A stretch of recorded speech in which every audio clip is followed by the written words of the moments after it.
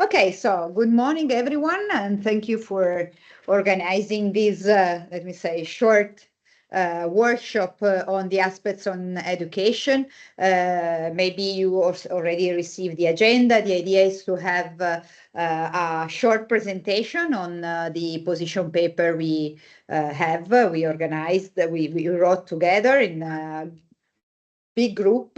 So I take the opportunity immediately to thank all the writers, all people, all experts participating in this work, and in particular those wrote. Most of them are also engaged now in giving their inputs that follow my presentation. So we will get some specific inputs in some part of that, and then with these sort of round tables on the topics related to education. So very briefly, this is one of the transversal themes we have that can touch all the working groups of Batteries Europe. Of course, everybody knows that Europe is strongly investing in battery manufacturing, and so we need really new skilled workforces that can be educated and ready to work in this market by estimated direct and indirect employment, which are around estimated to be around 800,000 people around 2025. So it means that we really have to push and run to have enough people to work in this field, and 1.5 million for 2030. So this is a really huge amount of people that need to be educated and ready. Of course, this means that as batteries are not a black box, as I'm used to say, but it's a multidisciplinary field, we need to educate people along the whole value chain. So it means starting from materials, going to all cell production, cell manufacturing, recycling, digitalization, all the aspects related to battery pack formation, second life, and so on and so on. So this is really a huge amount of needs we need. And this passes toward the involvement of member states, companies, that really will give us the qualification profile needed for this. So we need to act urgently, but in an appropriate way. So first of all, the scope of the paper, of the position paper, is to identify current skill gaps and educational needs across the whole value chain, as I already told, in different educational segments. So of course we are targeting high level, but we need to really go also, so academic level, let me say, but also take into consideration professional, vocational, and not forget public and users that have really to tackle with completely new fields and really new fields that is arriving. So what is very important, and what is we try to do in our paper, is to consider the capacity for education and the existing programs to measure and measures on all the aspects I cited before. Finally, this position paper also reports a recommendation for next 5-10 years and beyond, and we divided them, as I will briefly show at the end of this short presentation, in short, medium, and long term. In particular, not only focus on lithium-ion batteries, which are for sure dominating the market now, but also other and novel types of batteries are arriving. Just before we got long time devoted to also redox flow batteries. So not only lithium-ion as in our field that we consider. So first of all, we started with a state of art of knowing the existing battery industry, new occupation, new skills, and skill in high demand that has to be developed within 2020. National education development and learning infrastructures that are at more local level, national or regional level. And finally, we defined, as already told, the different levels of education, so academic, so undergraduate, master, and PhD, with different, of course, programs, vocational education, but also skilling and reskilling of people. So we have a lot of workers already in other markets, in other industry fields that need now to be reskilled. And finally, do not forget the autonomous learning. So we have, as we will see also during this workshop today, during the round table, that are also offering several different kind of autonomous learning, like using online and digitalized learning. So we really need to increase the volume and scale of educational offering, especially on undergraduate program level. But do not forget future skills toward 2030. So this is the first beginning, but then we have to accelerate rollout of learning. So we really need to reach a large number of trainees by also using virtual formats, as I already said, but not only, because we also need physical hand-on training. And this is something on which we are strongly pushing, and I will also report at the end with the recommendation.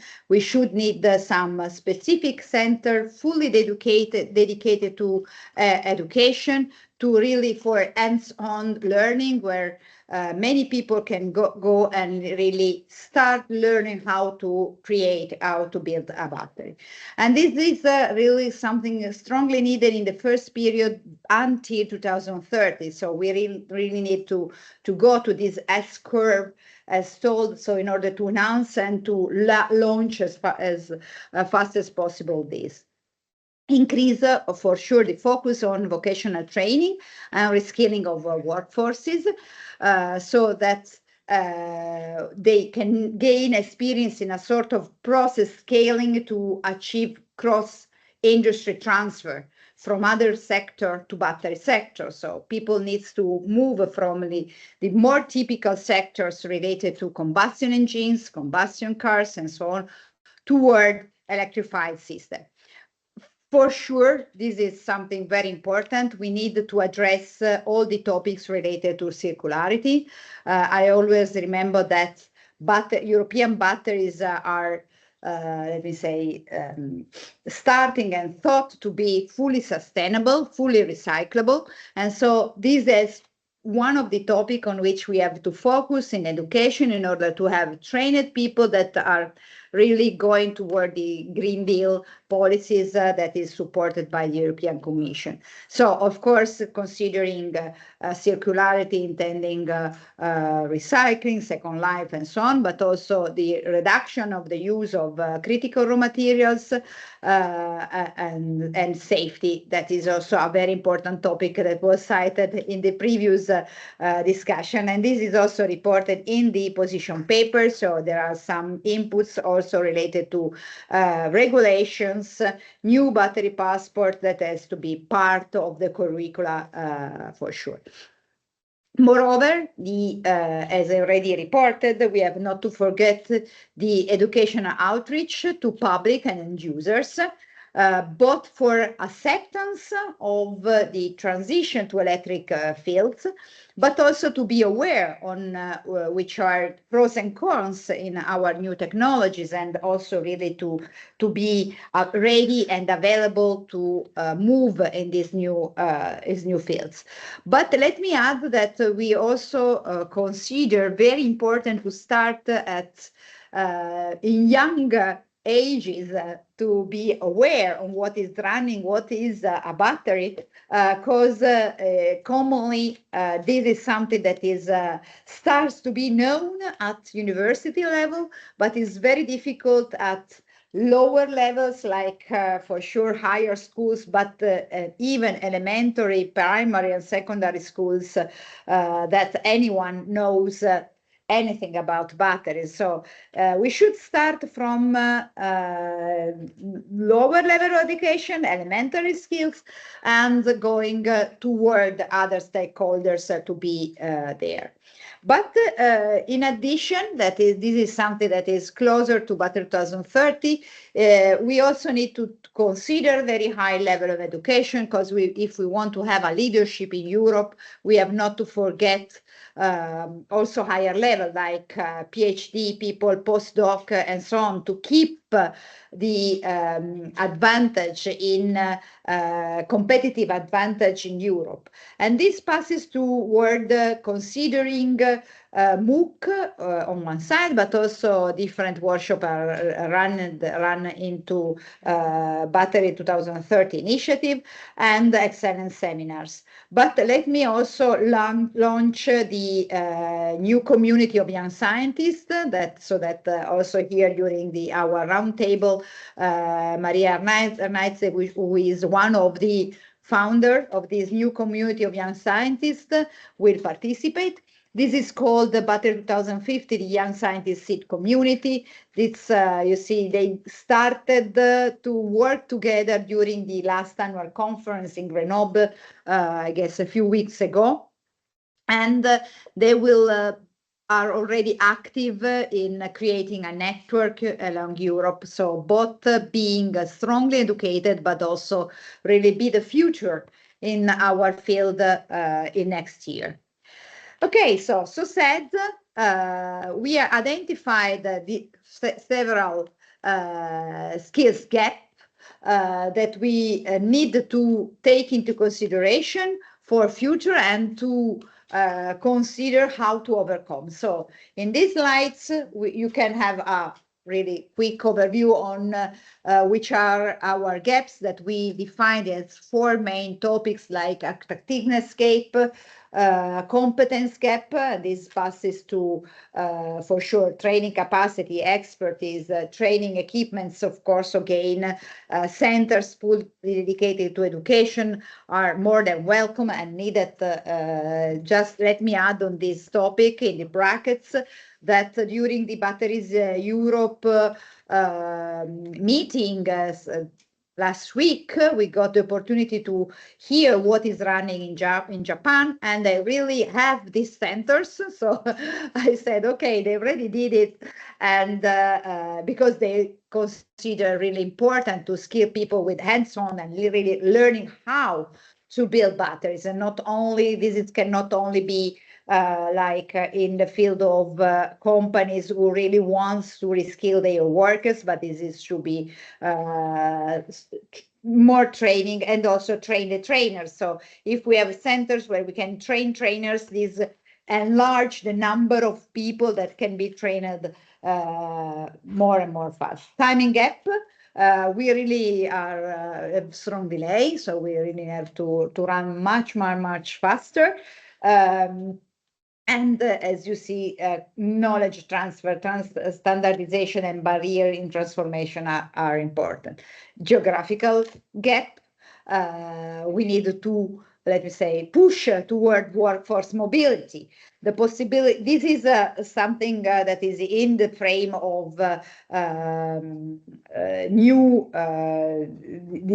workers, and in the field of higher level of education, they really are willing to move as much as possible in order to increase their knowledge, but this should be done at all levels, because this accelerate a lot the possibility to get higher level of education and get more and more knowledge. So this is something summarized in somehow in these slides. And finally, last slide is related to short-term, medium, and long-term recommendation. This is much longer reported in the position paper, so I really suggest you to go and read on the paper.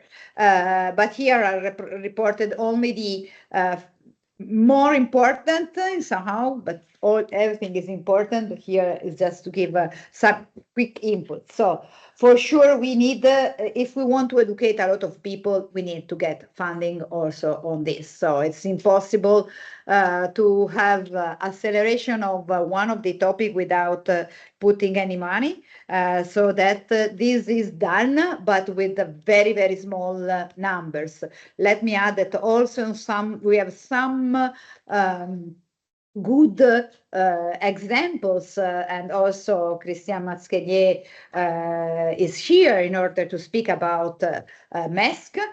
This is a very good training network, but still the number of skilled people is very small compared to the need. So if we have more funding, we can also have more and more people trained very fast.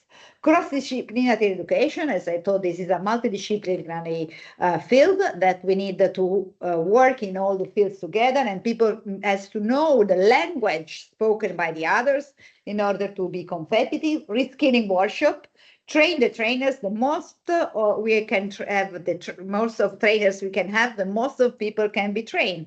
And again, and I will not repeat me again, and so on training with specific center will be more and more important.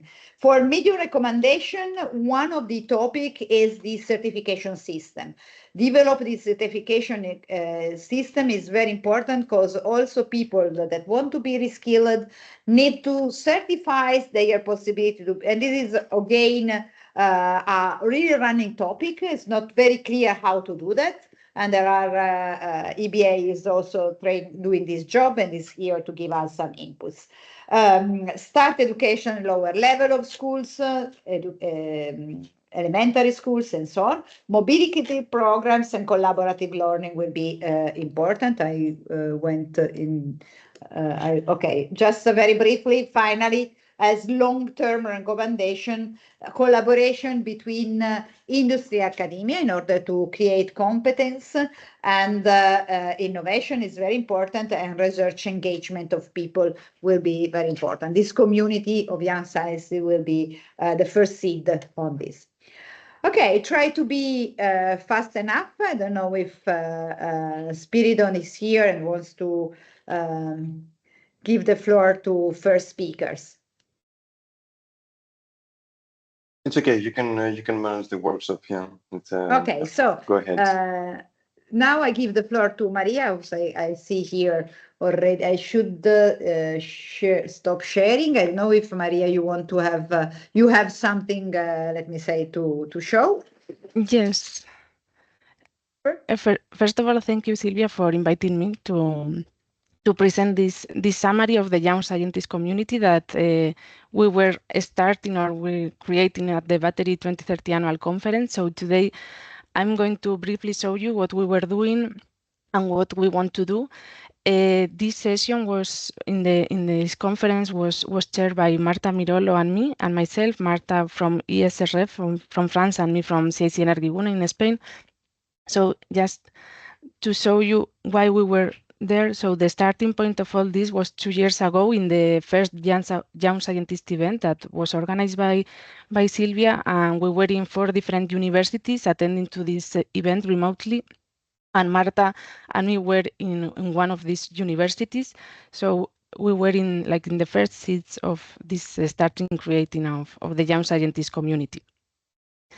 So in the last Battery 2030 Plus annual conference that was held 2 weeks ago in Grenoble, we were doing some sessions dedicated for young scientists, and it was based first in a pre-work. So we were sending a questionnaire to know a little bit more about their thoughts about the battery market and research that they were answering to these different questions. Then in the conference, we were having 2 sessions where we were we know each other, and we were discussing what we want about creating a young scientist community, and also we were discussing the scientific topics.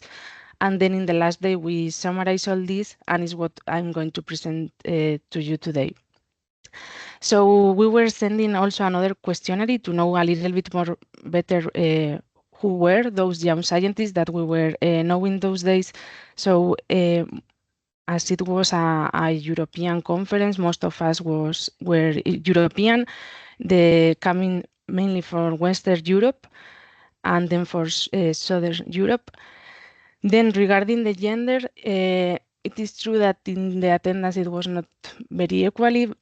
We were only around 28% of female dominating the males, but hopefully we will have a gender equality community. Then most of us, we are coming from academia, and our background, most of them it's engineer or material scientist, while in the second position is the chemist people. Then regarding our research topic area, mostly the people is working in active materials, continuing by electrolyte topic and cell manufacturing and design and advanced characterization, and then looking to the technology where this knowledge is applied. Mainly it's dominating by lithium ion, following by solid state and sodium ion. So these numbers also give us an idea of where the founding has been in the last year and where it's going now. So coming sodium ion to the playground.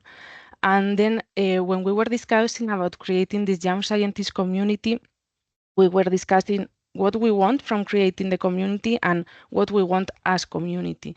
So starting by what we want from the communities to mainly to get to know people, to do networking, to get to know among us, share our doubts, issues, concerns, opinion, not only scientific, but also regarding management, writing projects, proposal, fellowships, and so on.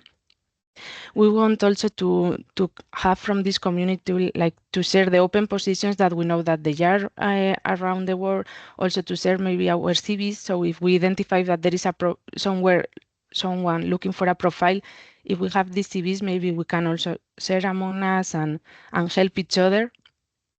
Also about sharing information about educational trainings, conferences, also to meet us in these conferences, of course. Also, we were speaking about the possibility to share different equipment and characterization techniques from our different centers.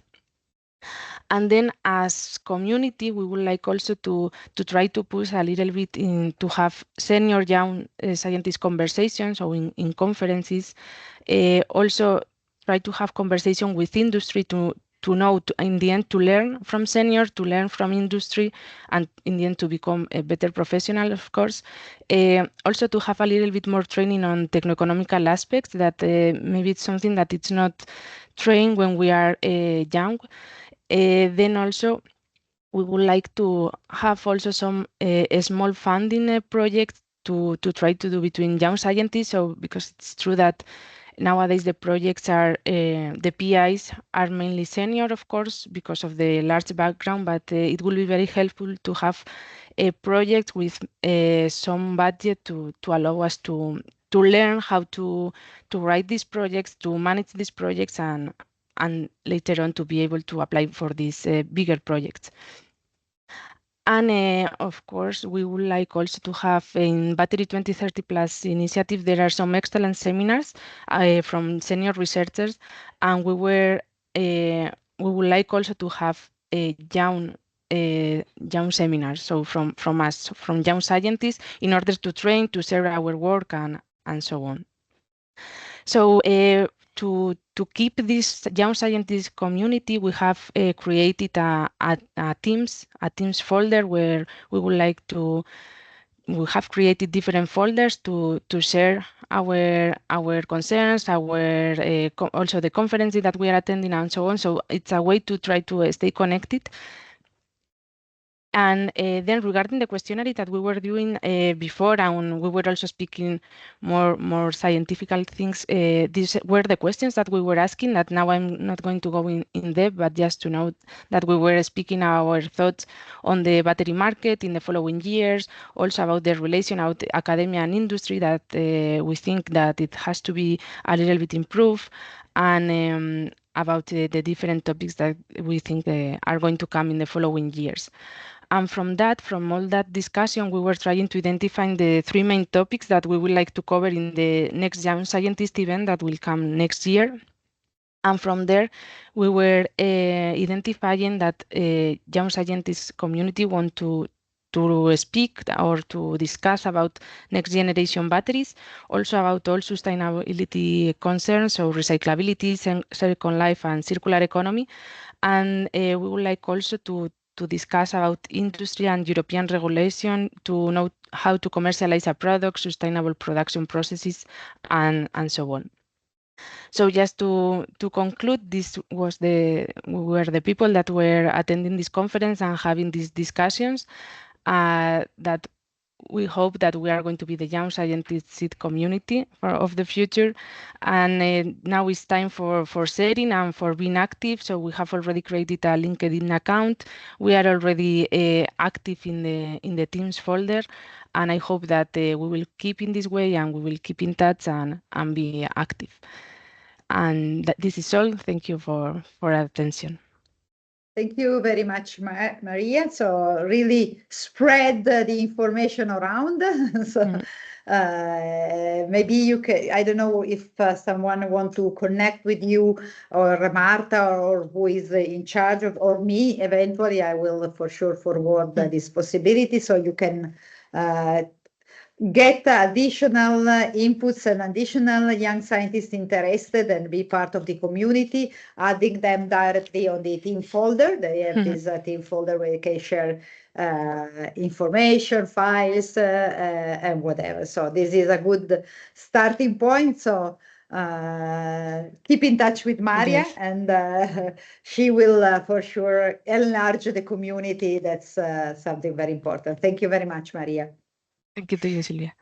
Thank you. Now we have this, let me say, panel discussion on key battery education themes, and we should have 4 presenters. One is Anders Norberg. I see him directly here. He's representing ALBATTS.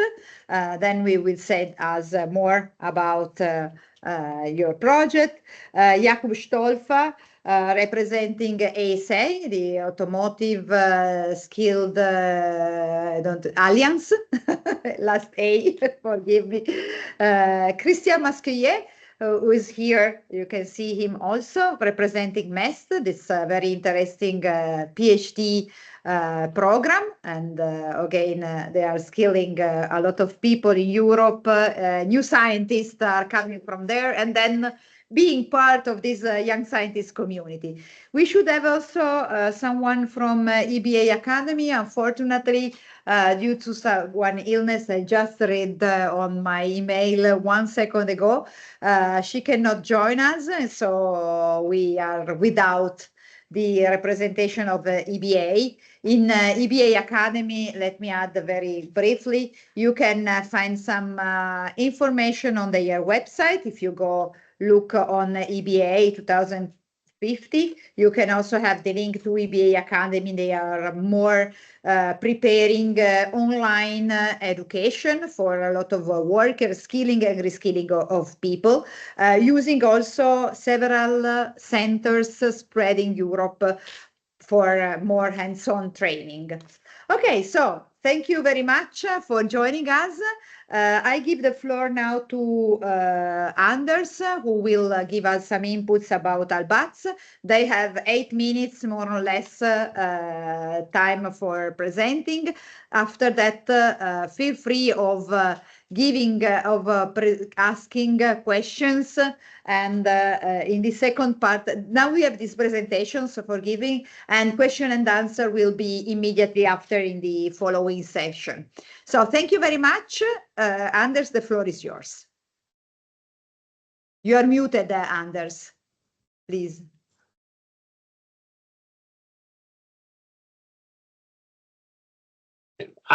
Can you hear me now? We can hear you now. Yeah, good. Excuse me for being fast in beginning to share my presentation here. I am a researcher in applied educational science, but also the coordinator of the ALBATTS Blueprint project, or I was the coordinator until the last of May when the ALBATTS project ended. And I will shortly present a little about this. I will maximize the screen here. Let's see.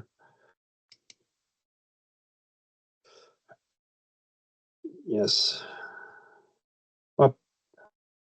We can see your screen, but not in the presentation mode. Maybe you have to change, but we can see it quite well. I can see it quite well, I guess. That also the others. You can go.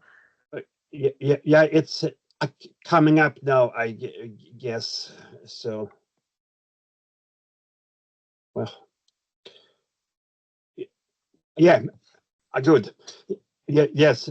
Perfect. The ALBATTS project is an Erasmus Plus project, a so-called blueprint project, and there are blueprint projects for many business sectors, and there is one blueprint for each sector, and most of the other blueprint projects go through existing value chains, and I check up and develop their education and training. For us, we were working in parallel to the development and birth of this European value chain. The ALBATTS project consisted of 21 European partners from 11 countries, and what we did in the task force position paper here was coordinating chapter 1, this with the state of the art, because we think we have a rather good overview and network in the European battery related education and training. But our development work in this project is focused on vocational education and training, both upskilling, reskilling, and initial vocational training that's certainly also needed. We have focused on two big questions. First, what's really going on in this value chain, and how does it affect job roles and skills? And that's our sectoral intelligence work. I'll show you the titles of a lot of reports here soon. And from that, as a foundation, we come to how can we address these challenges in the development of education and training within the project. These are a number of desktop research reports, and some building on surveys as well, and I worked in other ways. They are all published at our website, and we have also had a lot of webinars on the different themes with experts and so on for gathering knowledge. These are recorded and accessible at our website, and a number of them are really interesting. I recommend it. From our sectoral intelligence work, we have also worked out a kind of skills agenda and a strategy that you can have a look at, and a number of skills cards. I think it's 26 new occupations that we have described in the form that can go into the European database of skills and occupations, ESCO, and they have already accepted 4 of our skills cards and occupation descriptions, etc. Then we have, on the basis of our sectoral intelligence of what's needed, and especially in the vocational sector, I worked out a number of modules and courses that are freely available, and I think my colleague Jakub will mention more about that as well. I founded at Teachers and Trainers a forum that have had several meetings at interesting places in Europe already, and it's now a project of its own. We have also developed a handbook for training in the battery industry on how to use different available resources, and most importantly, our resources in this project, of course. Thank you. That was the ALBATTS project. Please visit our website and read our reports, etc. Thank you. Thank you very much, Anders. And I appreciate keeping time. So now the floor is for Jakub. So please, thank you very much. We are joking. We are joking. He knows it's a joke. Thank you, Jakub. Silvia for a couple of years. Thank you very much. And first of all, thank you very much for being here. and for the opportunity to be here. And before I will start, I just wanted to say that the position paper is a great paper. It has a great overview of the things and a great overview of what needs to be done. And I'm not saying that because I am the contributing partner to that, but I am saying that it's really good position paper. So for those that haven't seen that, please really look at that, disseminate, and I believe the ideas that I included are very important and strategic for Europe and the battery sector. So let me share the screen and get to the presentation. I'm here today to represent the Automotive Skills Alliance, and what the Automotive Skills Alliance is about.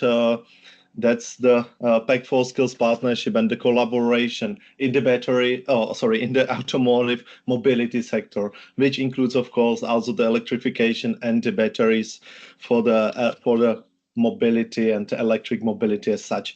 But before I will get there, I'm and Anders remembers 2018, 2019, when we were drafting together the first ideas and structures of the ALBATTS project as such. So I'm one of the originators of ALBATTS project, and also my team led the sectoral intelligence. And allow me firstly to dive in a little bit into the two topics from ALBATTS project. Yeah. So first is skill cards, as you have seen from the Anders and the previous presentation. We have described 26 job roles in form of skill cards. It's like an electronic version of the competence matrix. There is a description of the job role. It's emerging or new job role in the battery sector, and what kind of skills are needed, and it's even on the level that then it might be used and as a structure for the curricula. So you can see what we have covered by the work of ALBATTS. We were focusing on the whole value chain, so you can see the job roles on the, of course, VT level and then higher education level, and you can see what parts do we cover. Yeah, if it's a battery cell module engineer, control engineer, or other, or if it's a software developer, quality engineer, in all parts, or somewhere is, for instance, battery management system engineer and other job roles.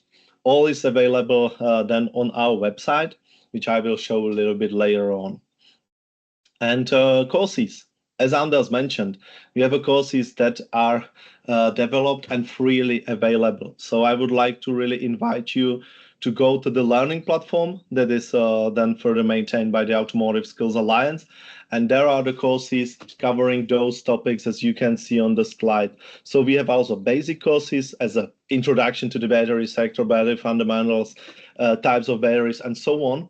But also very specific ones, as I have said, automotive battery system engineer course, as you can see here on the right side, that is on the high level of the EQF. So those are the things that I wanted to show you from ALBATTS project. And if we go to the website, I will share that basically later on. You can find everything on the learning platform, so you can just register for free and go there basically and see the battery sector and see all the battery courses for free in form of MOOCs, so the massive online open courses. And you can see there ALBATTS courses, but you can as well see there, and that's pity that they are not here, the Energy Skills Institute, these EBA Academy courses that are for free, because we have the strategic collaboration with them from the very beginning when they started. So that's the first link that I wanted to share with you. And you can see also some kind of courses are on the Energy Skills Institute website, and you can see that the free courses, if you go there, it's there, but free partner courses, and you can see that those are the courses from the ALBATTS project and its continuation in the Automotive Skills Alliance. So you can also then go here and look for that. And then I will be very quick, but then the skill cards, guys. If you would like to share for the skill cards and have a look at the skill cards, that's the third link. And you can really go and see the skill card if it's, for instance, battery material engineer, and see really the structure of the skill card, how it is composed, what kind of skills it needs, and on which level, if it's awareness, practitioner, expert. We have also used ESCO what was possible to use for the ESCO. We have used it, what was not. We have described the new skills and new job roles. And then we have also updated by this work the latest release of ESCO. So that's some practical work. And now just allow me very quickly to go through the rest of the presentation. So what's happening after the drives? I have already teased that a bit. It's of course the work of ALBATTS project, sorry. What's happening after the ALBATTS project? It's the continuation in the Automotive Skills Alliance. And as you have heard, when I said drives, when I say ALBATTS, it's kind of alliance that there is a continuation of the work that we are doing in the strategic projects that are relevant for the automotive mobility sector. So we have done, as you have seen, skills intelligence strategy, job roles, courses, also the certification that I will get to that. And we have also the BAT forum. So it's a collaboration of the VET teachers on the VET level. We have also done the strategy and new couple of projects. And that's something what continues further because, of course, and it's also in the position paper, the collaboration in Europe is very important on the European level, on the regional level, on the state level, and all the stakeholders involved. If it's industry, if it's education training providers, public authorities, social partners, research, impact, and active involvement of all stakeholders is very important to support that. And what we are the Automotive Skills Alliance, the official large-scale Pack4 Skills partnership in the automotive mobility ecosystem, combine all those types of stakeholders on all levels. We have become the legal entity also, and we are having more than 110 members now. And of course, the Alliance has one of its objectives, the collaboration further.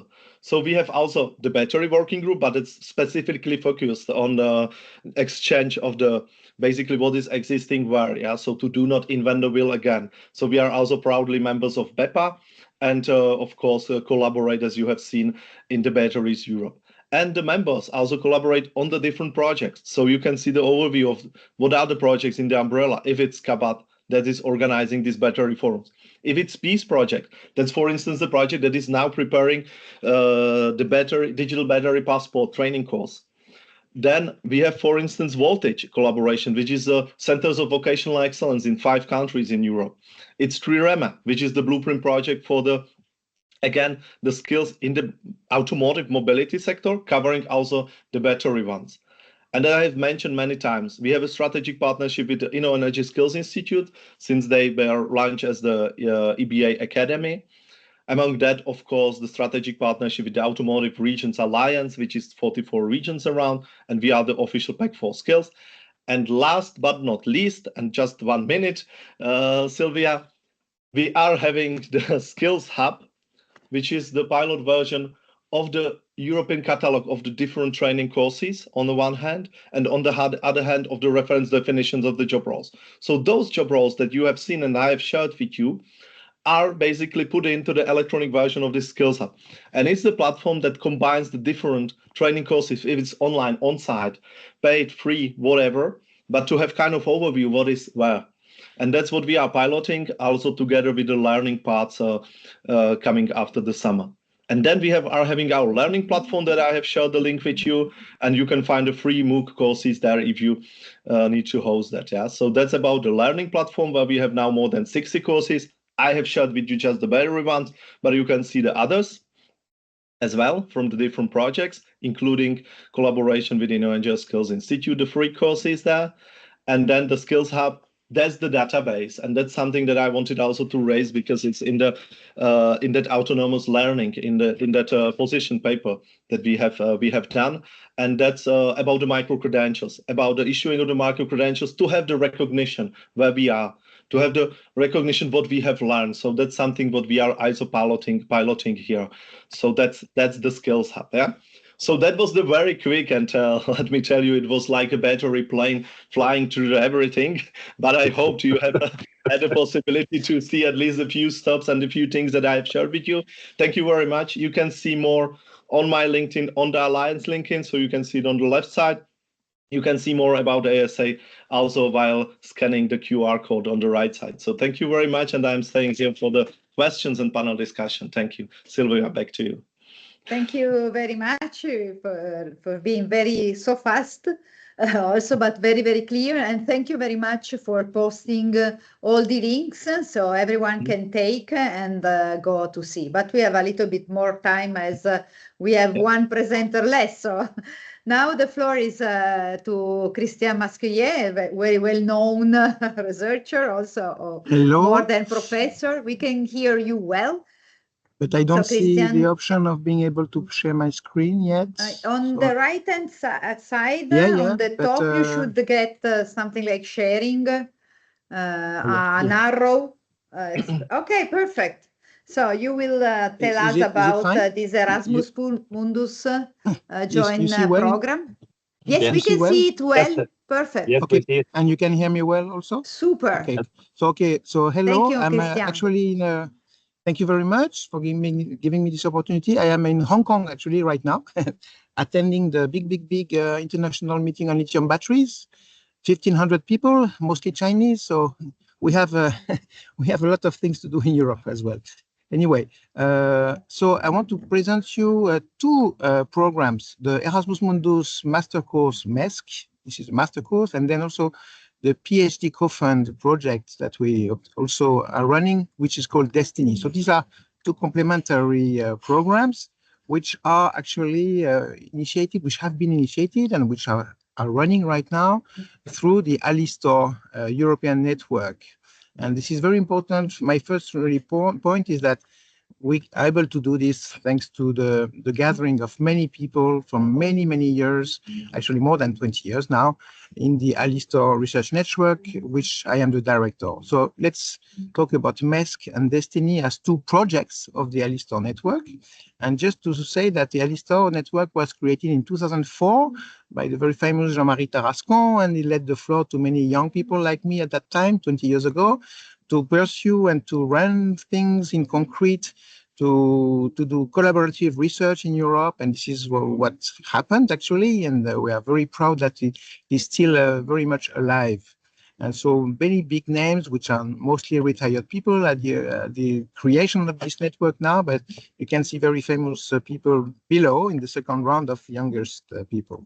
The Alistor network has been able to run independently after being a European network of excellence through the funding of its partners and also from the industry. So basically, we do everything without any EU funding as such for the research that is created through Alistor. And Patrice Simon, Rosa Palacine, which are also very famous, were the directors until 2017.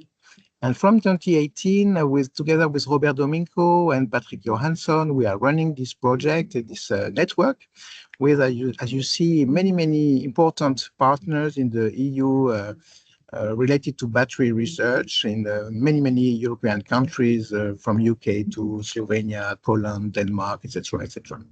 So this is the Alistor network, and we are very happy to say that we have been running for 20 years with two biannual meetings per year. And we visited all these places. The last one being Göteborg, organized by Patrick Johansson in Chalmers just 1 month ago, and that was really successful. Basically, we gather between 60 and 90 people each time, with shared research to be presented from the funding that we provide to our PhD people.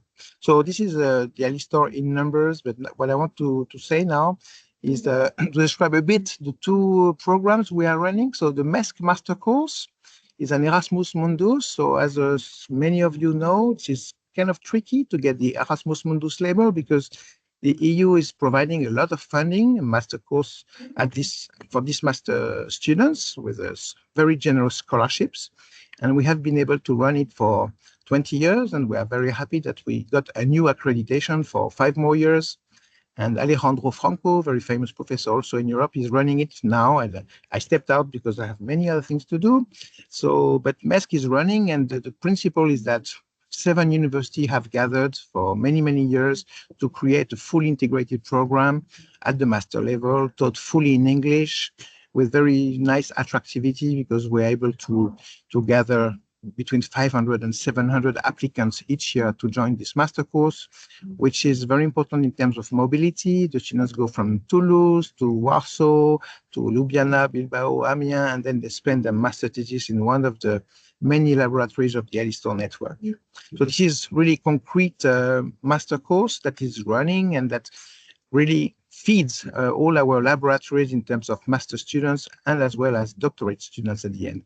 So somehow up to now, we have graduated 346 people from 58 countries, and I will be very happy to get this association that we learned about just 30 minutes ago to connect these people to this alumni section that we have, where many of these people are still in Europe. Actually, this is very important to say, and mostly in industry. By the way, on July 3rd to 5th, 2024 in Amiens, we will gathering all these people, 180 people registered, mostly alumni from the MESC network and the MESC program. And we are going to celebrate our 20 years with Peter Lamb from BMW and Claire Gray giving plenary lectures. And we have organized many festivities in Amiens for these 2 days in 2024, just within 3 weeks, actually. So the second project I would like to talk about is Destiny. So this is a Marie Curie co-fund. So we obtained a big grant 3 years ago already. It's an 8 million euro project to deliver co-funding for 50 PhD theses in Europe within the Alistair network, with all these people involved, all these institutions, many academic laboratories, but large-scale facilities, and also 8 companies, where, you know, we have to follow the very strict rules of Marie Curie in terms of mobility, secondments, and training. So this is really heavy to run, but this is really exciting because we, again, have hired 50 PhD students who are very highly connected together to really being focused only around battery technologies, actually, materials and modeling, or whatever, many skills that are needed into the battery industry in Europe. And indeed, we have been able to hire these 50 fellows from 30 different nationalities. So this is, again, super important to attract. This is the kind of tool that we have to attract bright people from all over the world in Europe, thanks to the Marie Curie, I would say, label. And very importantly, this is a sort of European doctorate school in on battery technologies and research. And we are organizing many trainings that take place in many of our partners in Europe for 3 to 5 days each, and where we gather somehow like 10 to 15 of the Destiny fellows. So they have the choice, they have a whole catalog of courses that they are able to take. And this is what is going on right now, the last one being in Ljubljana with my colleague Robert Domingo about impedance spectroscopy. So time flies, indeed. I'm almost finished with my presentation. 20 years have been passed since the creation of the Alistair network. It's very important to say that we're able to run things for a long time, and this is very important for creating a big network and a big alumni section where all these people know each other, basically. I want to say also that this has been possible because many professionals gathered for many years, and we know each other very well in this Alistair network, so that we are able to commit to create joint degrees in Europe, to create shared PhD projects all between us. And then I think thanks to this kind of networks and training programs, we're able to be very close to what the industry is asking for in terms of skills. And indeed, this is what we try to build and to consolidate for the future. So these programs are still running, and we are constantly playing with the EU to apply for more funding, and thanks to all the network that we have enhanced. So this is all for what I can say right now. I will be very happy and per request to send this presentation, which was maybe a little bit fast, but don't hesitate to write to me, and I can send all these slides and answer any question. soon.